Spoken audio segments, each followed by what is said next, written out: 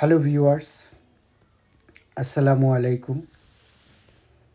ঈদ মোবারক, ঈদ মোবারক, ঈদ মোবারক।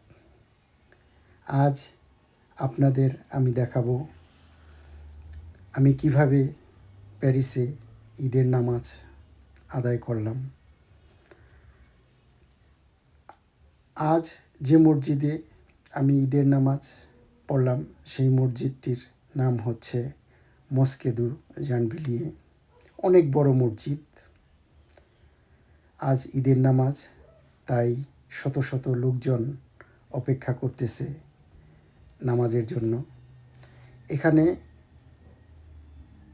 2 থেকে 3 বার ঈদের নামাজ পড়ানো হয়।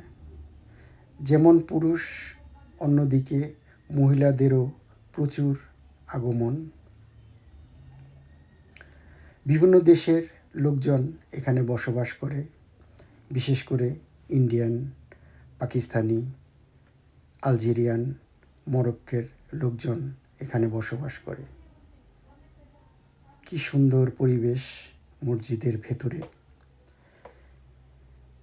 এই মসজিদটি দোতলা, উপরে মা বোনদের জন্য সুন্দর পরিবেশ নামাজ পড়ার জন্য, নিচতলায় পুরুষদের জন্য সুন্দর পরিবেশ। এই মসজিদে বিভিন্ন সময় বিভিন্ন প্রোগ্রাম হয়ে থাকে। 5 ওয়াক্ত নামাজ পড়ার জন্য লোকজন, স্থানীয় লোকজন এখানেই নামাজ আদায় করেন।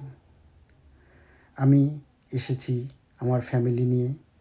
আমার ছেলে আমার সাথে আছে এবং আমার মেয়ে উপরে নামাজ পড়তেছে।